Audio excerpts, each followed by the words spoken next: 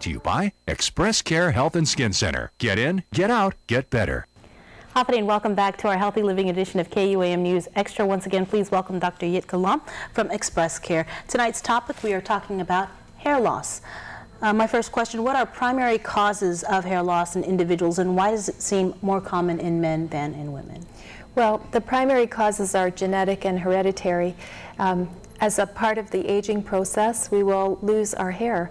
Our hair becomes thinner, the follicles become less thick, and the number of follicles that we have diminishes as we get older.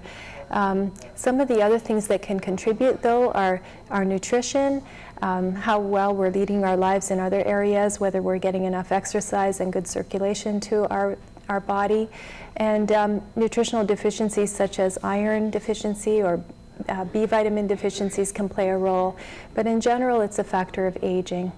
So then what are there any measures one can take to prevent hair thinning? Well, we can try to live well, eat well, take a supplement, a multivitamin, make sure that our iron levels are adequate, and hope for the best that way.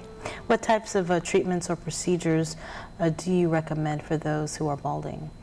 Well, I think, especially for men, I think acceptance of the process is very helpful to understand that in men, their levels of male hormones actually shorten the growing time that any one hair has. So on our head, we have about 90% of hair that is growing and 10% of hair that is resting at any one time.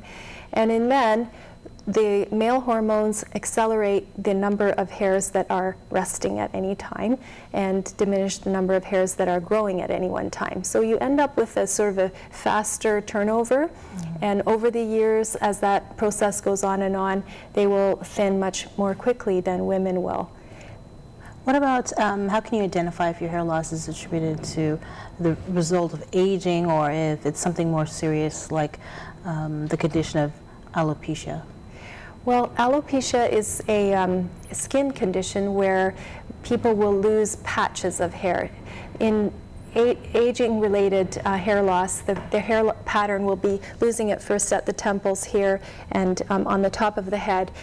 In alopecia, you will have patchy hair loss, maybe the size of a coin, anywhere on top of your head, and it will be complete hair loss, not just small thinning hairs, but just a completely bald piece of your scalp. And that sometimes will also go along with some nail changes, even loss of eyebrows or eyelashes. It can affect any age group, including children. And in the worst situation, there can be complete and total loss of all hair on the head and on the face, including eyelashes and eyebrows. And so what do you do to treat alopecia?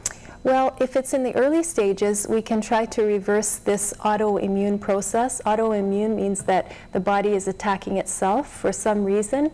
The body will consider that the certain hair follicles are its enemy and will attack them and destroy them. So we can try to regulate the immune system by using steroid medication, either in an injectable form or by mouth. But the treatment is often not successful, and we just have to give it time to see whether the body will reverse this process and let the hair grow back, or whether the person will go on to have this problem off and on for the rest of their life. Okay, well, we're going to take a break, but we're going to take your questions after this.